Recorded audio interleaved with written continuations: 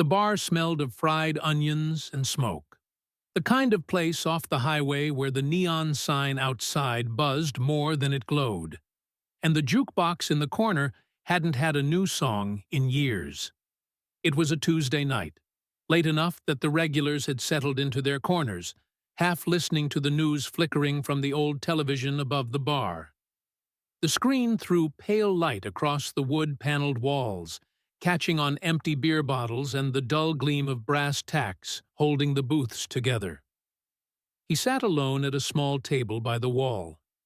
A wiry man, shoulders stooped, hair silver but still thick. His jacket was military issue, though the fabric had thinned over time, the patches frayed. The medals pinned to his chest weren't arranged for display, just placed there like pieces of a story he no longer told. He nursed a glass of water, not beer. The bartender knew him well enough. He never ordered alcohol, never lingered past 9. At first, the sound of motorcycles outside was just another interruption, the deep-throated growl rolling in from the highway.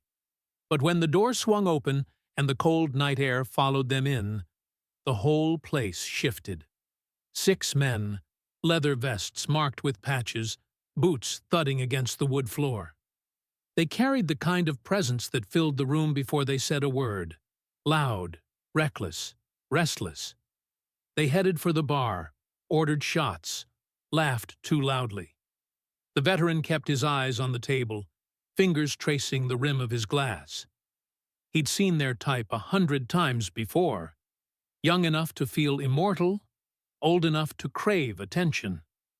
He didn't look up, but they noticed him. "Look at Grandpa over there," one of them said, voice carrying across the room. Another turned, saw the jacket, the glint of metal. "Shit, he's decorated. Old man thinks he's a hero." The laughter was sharp, designed to be heard. A few patrons shifted uncomfortably in their seats, but said nothing. The bartender looked away, suddenly busy stacking glasses. The tallest of the bikers pushed himself off the stool, sauntered over to the old man's table. He leaned down, the smell of whiskey and sweat heavy in the air. "That your medal, Pops? You wear that so folks buy you drinks?" The veteran said nothing. His throat tightened. His hands trembled slightly, so he folded them together to steady himself. The biker's grin widened. He reached down and, without asking, unclipped one of the medals from the jacket. He dangled it in front of the old man's eyes like a toy, then let it fall. The sound of metal striking the floor was small, but in the hush of the bar, it rang louder than the jukebox. The biker lifted his boot, brought it down slowly, grinding the heel against the metal until the edge scraped against the wooden floorboards. "There's your glory," he said, smirking. "That's what it's worth." The veteran's lips parted, but no words came. His chest rose and fell faster now, and a heat crept into his face. He bent forward, reaching down, but before his fingers touched the metal, another hand shoved him back against the chair. The impact rattled through his thin frame. The laughter from the group exploded, sharp, mean, echoing off the low ceiling. At another table, a couple stared hard at their drinks. A man in a cowboy hat shifted as though to stand, then didn't. The silence of the rest of the room was louder than the biker's jeers. The old man sat back, breathing shallow. His eyes glistened, not with tears, but with the kind of ache that had lived there for decades, buried under silence and routine. His hands clenched and unclenched against the table, the tremor betraying what his face refused to show. "Come on, soldier," another biker taunted, phone raised now, recording. "Show us how tough you are. Give us a story we can post." The medal lay on the floor under the boot, face down, scratched. In the corner, a woman who'd been drinking quietly by herself whispered, barely audible, but cutting through the tension. Her voice shook with something between anger and fear. Somebody's got to stop them. The bar seemed to hold its breath. Just wondering, where are you watching from? Write it down, bellow. The laughter kept getting louder, bouncing from wall to wall until it felt like the room itself was mocking. The bikers ordered more rounds, slamming their fists on the counter, telling the bartender to hurry like they owned him. Glasses clinked, bottles rolled across the wood. They didn't just drink. They performed the act of drinking, dragging everyone else into their play. Each shout, each bark of laughter was a way of reminding the bar who was in control. The veteran sat still, his jacket damp with spilled beer. A wet halo spread across the table, swallowing napkins and dripping slowly onto the floor. The old man's fingers rested in the puddle as though he hadn't noticed, but the tremor in his hands betrayed him. He pulled them back, wiped them on his thighs, then folded them together, trying to still the shaking. His shoulders sagged under the weight of eyes that weren't looking at him but couldn't stop noticing him all the same. The tallest of the bikers leaned in from across the room, voice booming. "You gonna drink that, soldier boy? Or you too good for us?" One of the younger ones, freckled, his beard patchy, grabbed a fresh bottle, twisted off the cap, and tipped it. Amber liquid foamed over the lip, spilling across the table until it ran into the veteran's lap. "Drink to your country," he said, grinning like a boy who'd just set off fireworks. "That's on the house, courtesy of us." The smell filled the air. Yeast, bitterness, that metallic edge that clung to cheap beer.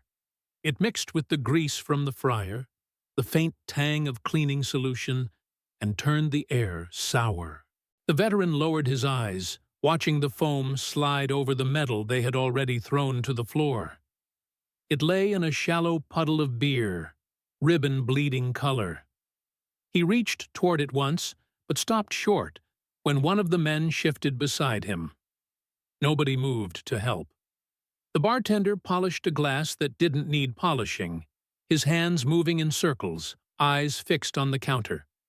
A couple in the corner bent their heads close together, as if sharing a private joke, though their faces were stiff. Two men in work jackets slumped in a booth, studying their own drinks like they'd found something fascinating in the condensation rings. Everyone saw. Nobody acted. The younger biker leaned down, phone in his hand, the camera already recording. "Come on, Grandpa.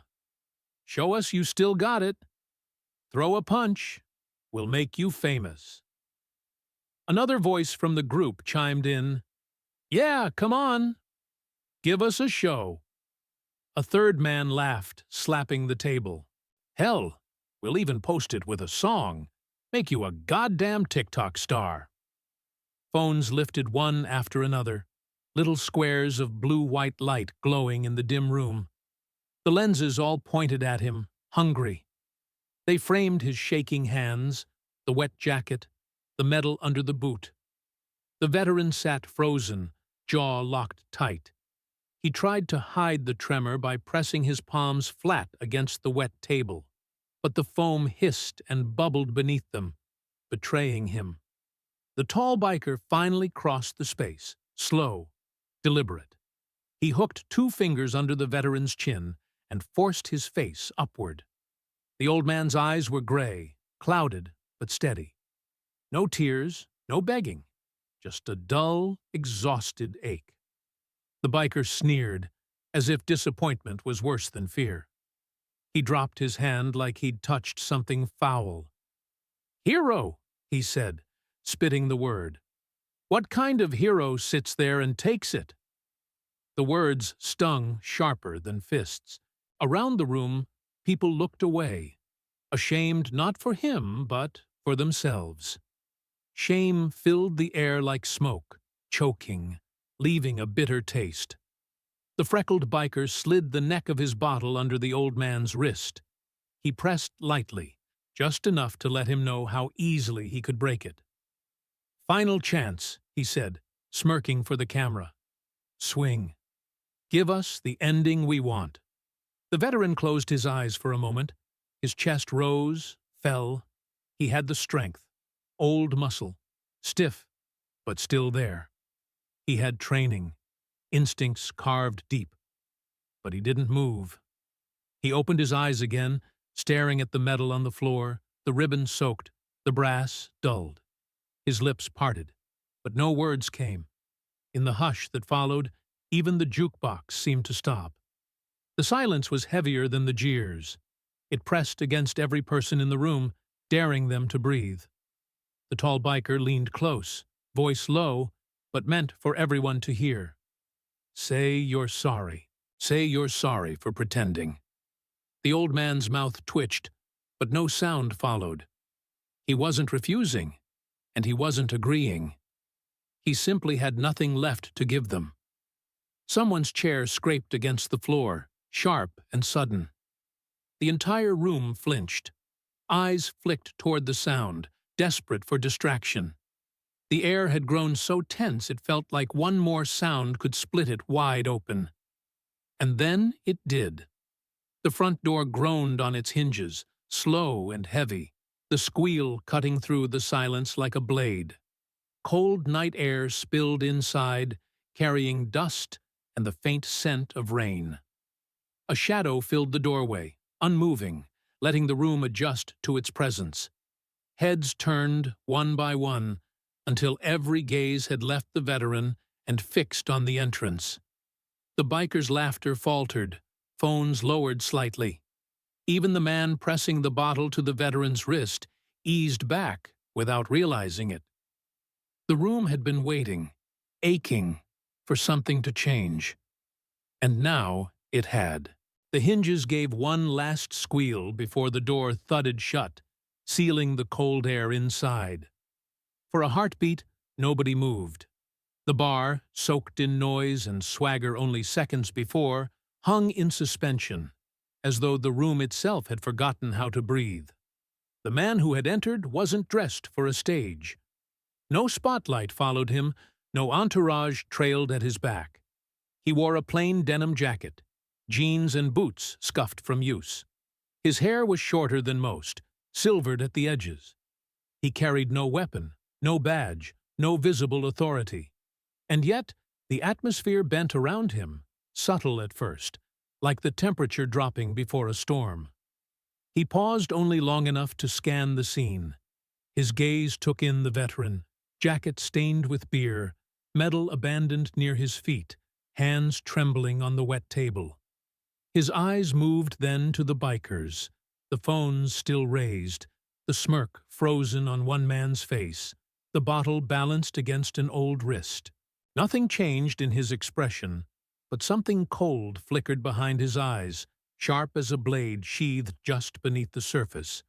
The tall biker straightened and laughed, a little too loudly. "Well, look here," he drawled. "Another cowboy strolls in. Guess tonight's our lucky night." His voice tried for bravado, but it didn't carry the same weight it had minutes earlier. A ripple passed through the crowd. Patrons who had been silent and still now leaned forward unconsciously. Forks hovered above plates. Cigarettes smoldered forgotten in ashtrays. The room, which had been complicit in silence, suddenly looked eager, hungry for someone to take the moment away from them, to do what none of them had dared. The man in denim walked past the bar without speaking. His boots made no hurry, no threat in their rhythm. He stopped at the veteran's table. The bikers watched, uncertain whether to laugh again or bristle. The stranger bent down, picked up the medal from the floor. He wiped it gently with the side of his thumb, polishing away the wet beer and dust. Then he set it back on the table, in front of the veteran, like restoring something sacred to its rightful place. The veteran looked up. For the first time all night, his expression shifted, just slightly. Relief, maybe. Gratitude so restrained it barely showed. His lips parted as if to speak, but no words came. The stranger didn't need them. Now he turned, slowly, toward the tall biker. Their eyes met. It wasn't a glare. It wasn't even anger. It was a calm so complete it felt dangerous.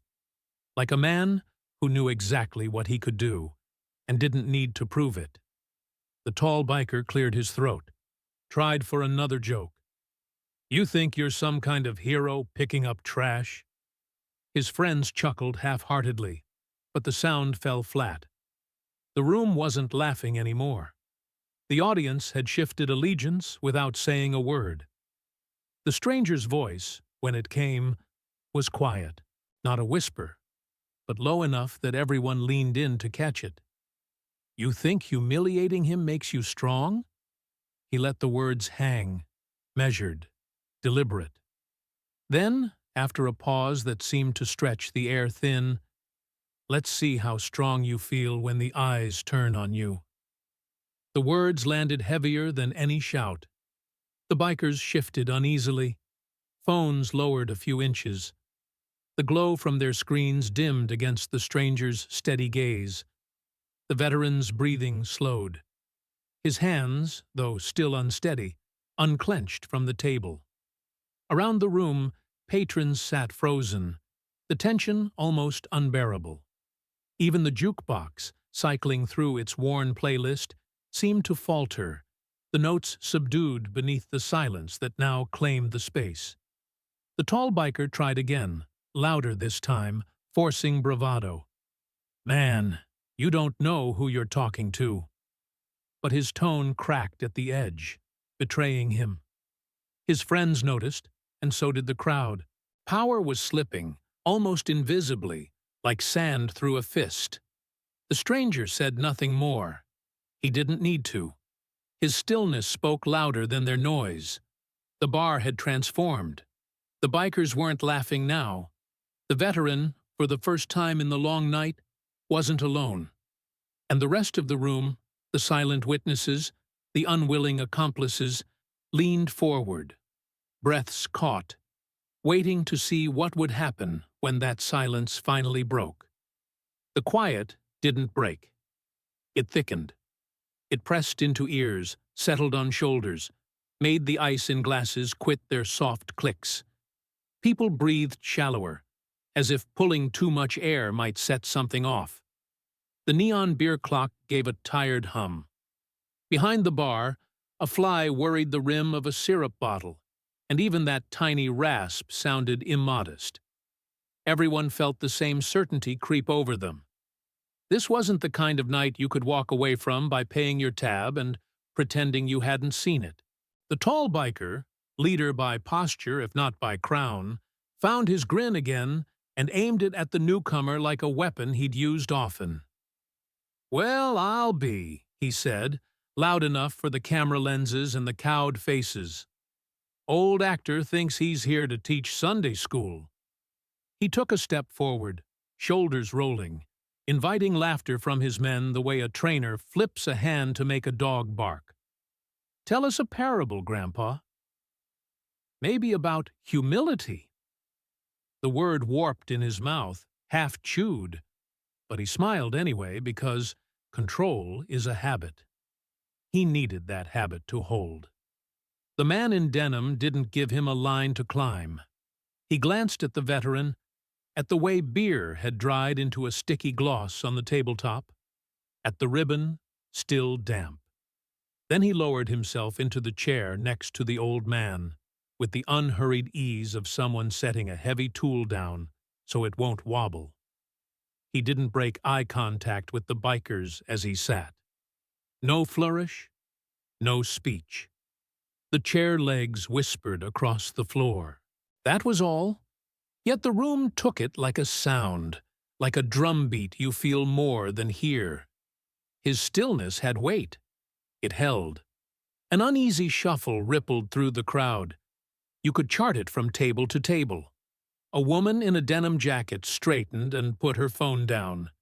A ranch hand cupped his beer with both palms as if it might spill.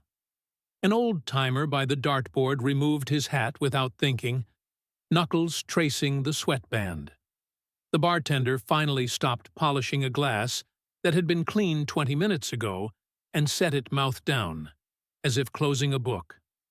Somewhere near the restrooms, a faucet hissed to life and then quit, embarrassed to be making noise. "Enough," someone said, a small voice, but sincere, from the end of the bar.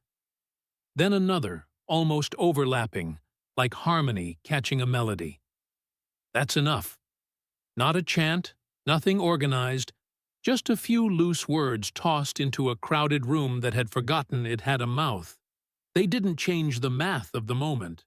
They changed its temperature. Phones stayed up, though. A row of blue-white rectangles hovered mid-air like insect wings.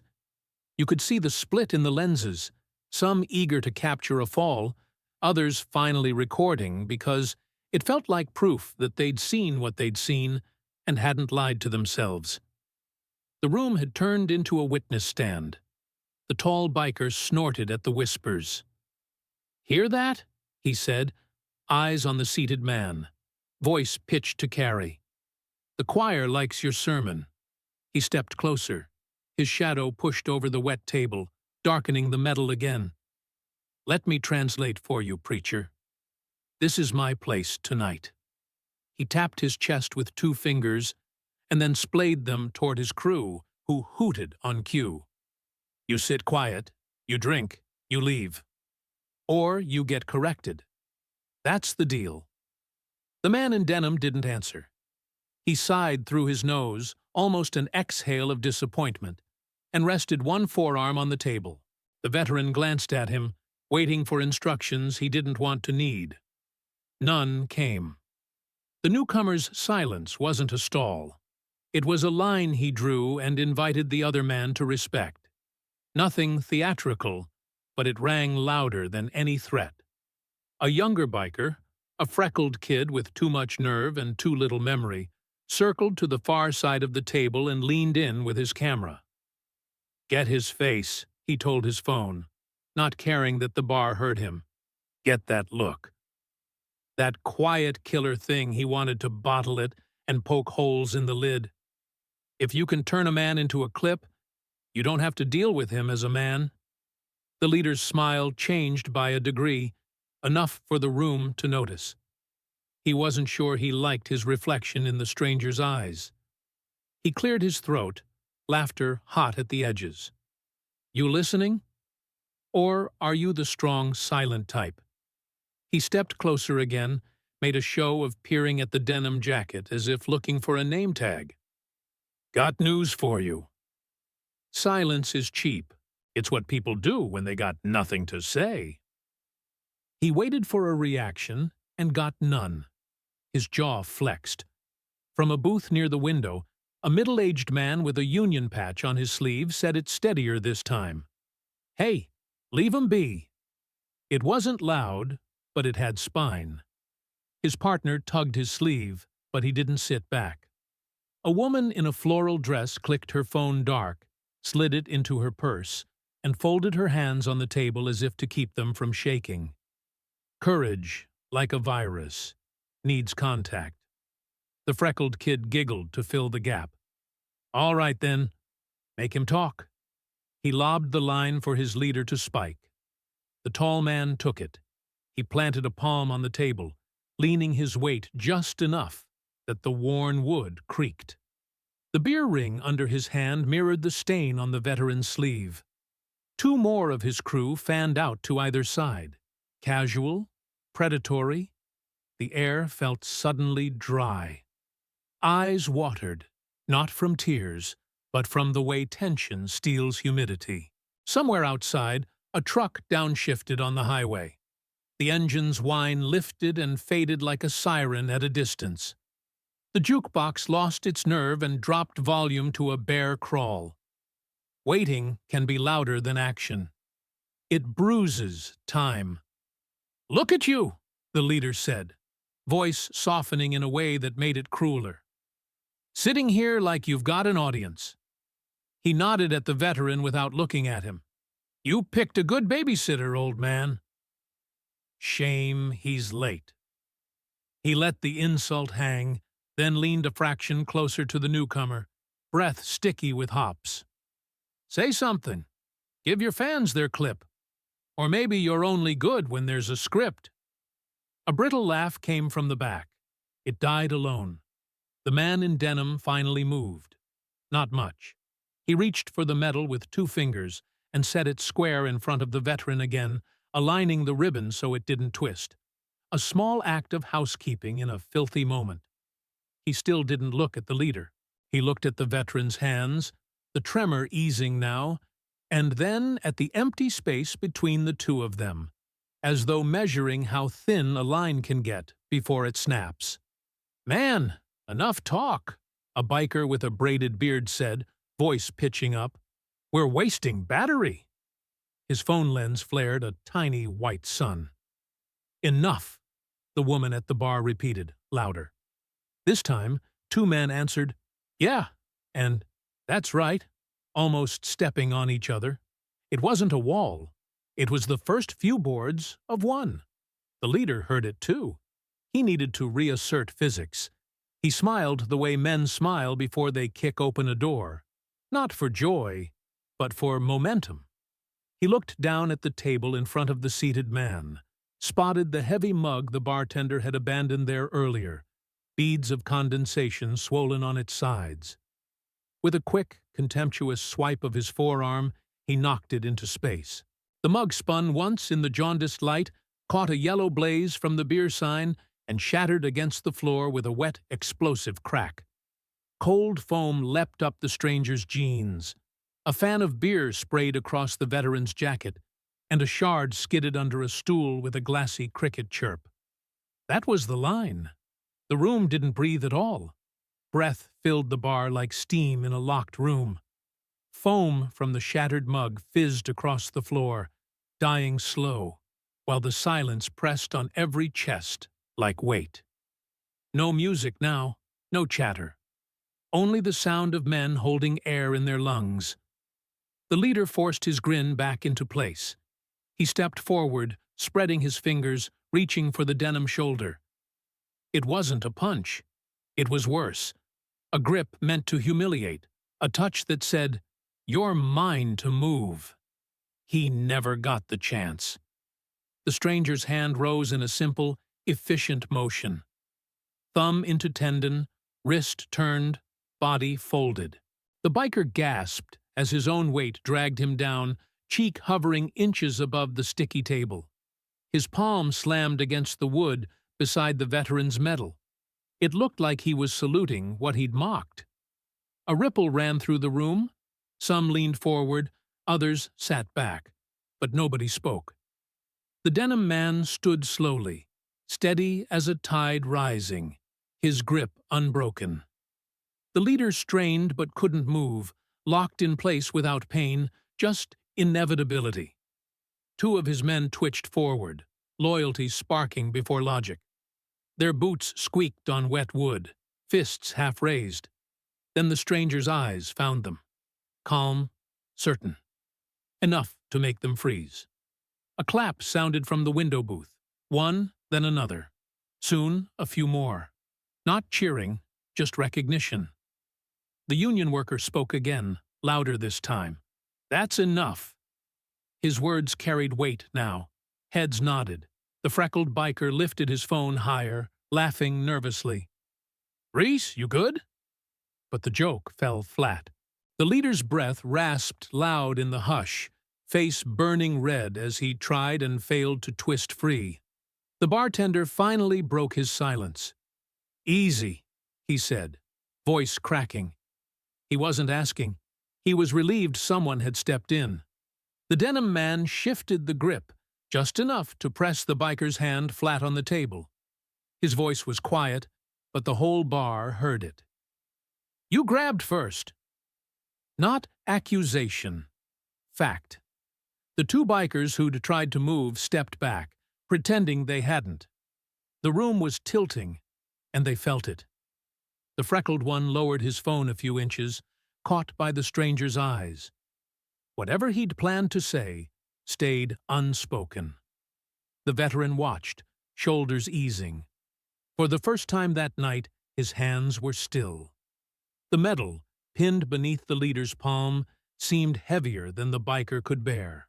Then the words came, clear, deliberate, carrying more weight than a shout.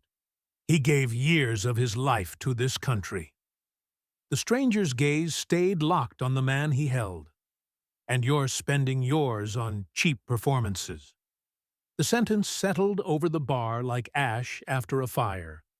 Nobody clapped now. Nobody spoke. They just listened. Because for the first time all night, truth had claimed the room. Everything went still. The leader sat hunched, trying to stitch himself back together. His mouth twisted into a grin that didn't stick. "You don't know who you're messing with," he muttered. The words were meant to sting, but they came out ragged, voice breaking. Everyone in the bar heard the fracture. The man in denim didn't rise to it. He kept his gaze steady, calm as if weighing something invisible in the air. Then, quiet but firm, he said, "I know. You're a man who thinks strength means humiliating whoever looks weaker." The sentence seemed to strip paint off the walls. The biker's crew shifted uneasily. None of them laughed. Some dropped their eyes to the floor. The glow of a few phones dimmed as hands slowly lowered them. The stranger let go. Not with a shove, not with spectacle. Just release. The biker stumbled, legs folding, and dropped onto a chair with a squeal of wood. The collapse wasn't violent, it was worse. It was ordinary, graceless, unavoidable. The veteran's eyes followed the scene, wide, shining. His hands hovered over the table, uncertain what to do with themselves. He looked at the medal, then at the man beside him, as though trying to reconcile the two. His breath came steady now, no tremor in his chest. The biker's friends hovered, unwilling to lift him, unwilling to leave. They stared at their boots, the jukebox, the beer clock, anywhere but the veteran or the stranger. Their vests no longer looked like armor. They looked like costumes from a play that had ended. The man in denim reached for the medal. He turned it once in his palm, rubbed away the last sticky traces of beer, then set it carefully in front of the veteran. "This," he said, not loud, not soft, just certain. "This is what carries weight. Respect. The rest, you'll figure out, if you want to." The bartender finally stepped forward, a glass of water in his hand. He set it in front of the veteran like a confession. No apology left his mouth, but the act itself was one. Behind him, someone started clapping. Hesitant, almost accidental. Another joined. Soon the sound grew, not rowdy, not triumphant, but sure. The leader looked up into that applause and realized it wasn't against him or for him. It didn't involve him at all. His chest heaved. He muttered, "We were just messing." The sentence dropped to the floor like another broken mug. No one picked it up. The veteran touched the medal with 2 fingers, then pinned it back onto his jacket. His movements were slow, careful, almost ceremonial. He pressed his palm flat against it, a gesture more private than public. The stranger rose to leave. He glanced at the veteran. "Do you need a ride?" he asked. The old man shook his head gently. No words, but the meaning was clear. Not tonight. Not with everyone watching. Engines rumbled outside as the bikers finally slunk out. They didn't storm. They didn't boast. They just went, leaving behind the stink of beer and the sound of boots they couldn't make loud anymore. The night swallowed them. Inside, the room stayed still. People exchanged glances they hadn't dared before. The crowd that had been silent accomplices was now part of the release, part of the breath that came after the weight lifted. The jukebox clicked, tried to play, then stopped. No one minded. By morning, videos would ripple across the country. Grainy angles, muffled sound, but the message clear. Some would doubt, some would argue. But none of that belonged to the bar. Here, the truth had been simple. One man's silence had outweighed another's shouting. That night, the bikers learned something they'd never admit aloud. There are people before whom noise means nothing, because Chuck's quiet and the dignity he defended weighed more than any punch ever could.